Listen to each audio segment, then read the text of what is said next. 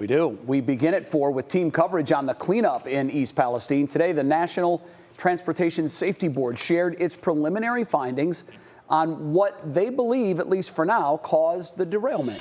Our investigator, Marissa Saenz, is digging into that. And Neil Fisher is live in the Village, where Pete Buttigieg visited today. He'll be sharing those details. Marissa, let's start with you. A lot of important information in this report. I know you've had a chance to start going through it. What did you find? So again, all of it's preliminary information, but I think the one overall really overwhelming thing that came out of this is that the chair of the NTSB says this accident was 100% preventable. I want to talk about the wheel bearing that is at the center of this investigation.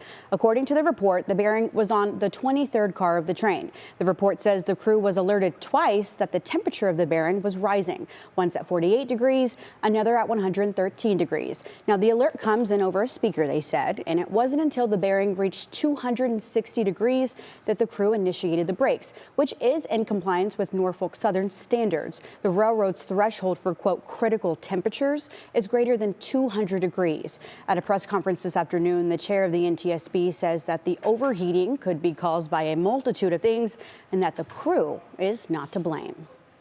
We have no evidence that the crew did anything wrong. And during this deceleration, the wheel bearing failed. There are a number of causes for overheated roller bearings.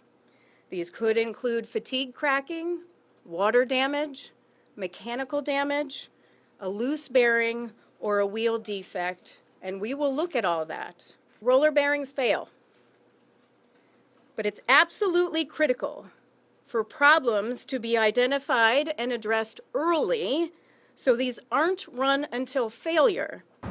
So she also really stressed how this is just the beginning. These are preliminary facts and that the investigation is still in the fact-finding stage, which also includes testing of the wheel bearing, which will be conducted by the NTSB. Now, the timeline here is not short, unfortunately. A full analysis could take up to 18 months. Sure. Yeah. All right, and Marissa, you have another story airing tonight at 11, sharing all of the missteps that the railway has had over the last few years. What can you share briefly about that, what you found? Sure. So we went through NTSB's archive investigation reports and found that there were 6 other accidents dating back to 2006. 2 of them were derailments resulting in a release of hazardous materials. One of them was in Columbus, and another one was in New Brighton, Pennsylvania, which is less than 20 miles from East Palestine. We'll have a full wrap of that coming up at 11. They say Ohio's the crossroads of America. We have everything going through here. It certainly seems so, and I wish it was under better circumstances. Yeah, definitely. All right, Marissa, thank you so much for all that.